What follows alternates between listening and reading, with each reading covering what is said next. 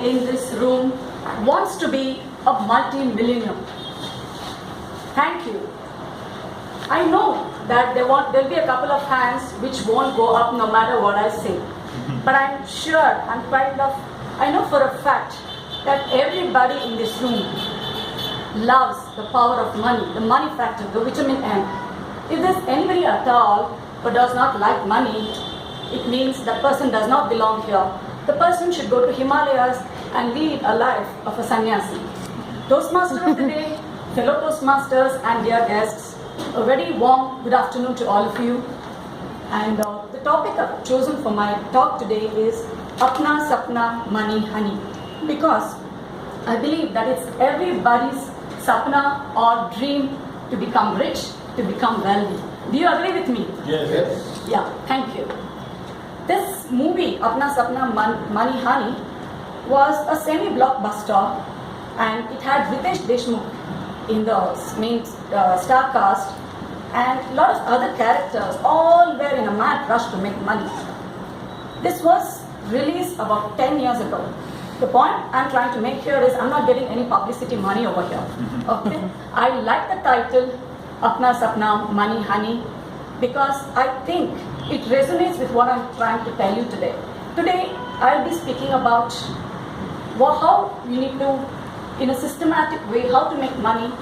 I'll also be touching upon how to breaking a few myths about the money factor and discovering certain truths about the vitamin M.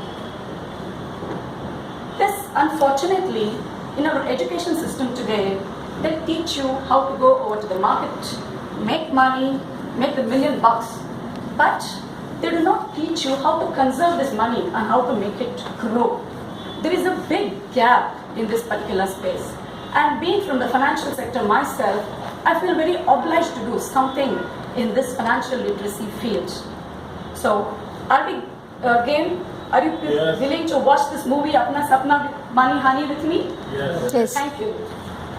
Let me take you back to the ancient Babylonian time, the Babylonian civilization. Babylonians were supposed to be the most prosperous of their times. They built one of the 7 wonders of the world, the Hanging Gardens of Babylon. There is this very famous book called The Richest Man of Babylon. It is a must-read book. If you get an opportunity, I urge you to read it.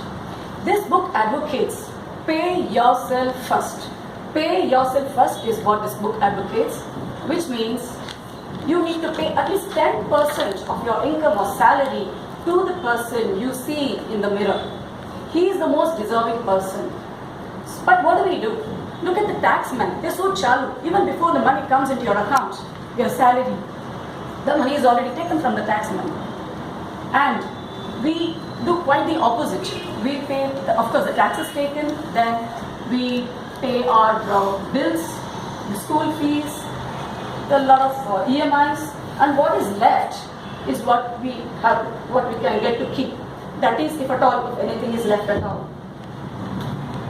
So this needs to change. This needs to be reversed. We need to first pay ourselves. So I urge each one of you, let us promise that at least 5% of the April salary or the April income, we should pay the money, the person in the mirror, that is yourself, the most deserving person. Now that we know that there are 7 wonders in the world, let me introduce to you to the 8th wonder. Do any of you in the audience know which is the 8th wonder of the world? Power of compounding. Bingo, yes, that's the power of compounding. Yes, coming to the theme of the day, patience is bitter, but the fruit is sweet. You need to start investing early. You need to start saving early. Then, over a period of time, you will see that the small chunks of money that you are keeping aside will make you super wealthy, super rich. You can go home today and check out on Google and check for some examples. I don't want to give examples over here because people who are in their early 20s and early 30s will be super excited about the examples I give. But people who are in 40s like me and then 50s and 60s will be heartbroken because they've lost time. We need to probably put in more amount of money to get to where the youngsters will get in a short span of time. Now let me introduce another factor. It is called the latte factor. This is small unconscious spending habits which does not add any value to your life, but over a period of time, it will make big holes in your pockets. It could be simple things like a cup of coffee. We all have a cup of coffee, then whether we feel like it or not, then we see this nice little, vada, fluffy vada, bhaji, bonda. Whether we are hungry or not, we go and end up eating that. So that accounts to almost 150 rupees a day. Over a week's time, you would have spent 1,000 rupees without even you being aware of it. And latte factor is nothing but you need to multiply your weekly expense, that is 1,000 into 751. 751,000 rupees is what you could have earned as a return on your investment for the next 10 years. But the money just went poof. So let me break a few myths about the money now.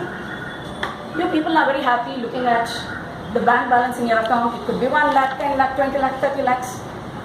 But let me tell you, this money that is there in your bank should not make you happy at all. The interest the bank is paying on the money does not even beat inflation. The money is getting devalued over a period of time. I sincerely urge each one of you to diversify your funds. You need to put it in real estate, gold, mutual funds, investments, insurance, banks and post offices also. So kindly diversify your funds, put your eggs in different baskets, so even if one of the basket falls, your other eggs are intact. To conclude my speech, I would like to tell you that in Kannada, there is a saying, it says, Dudde Doddappa, which means money is the big daddy. You need to respect him, you need to love him, and he will be there to protect you. One of my gurus tells very beautifully, Lata, if you think you're a good person, it is your moral and social responsibility to be rich also. Because when money comes to a good person, the money will be put to good use. But if it goes to a terrorist, he will just blow the planet in no time. So, money is honey. Please, I urge each one of you, this is the beginning of the new year, new financial year.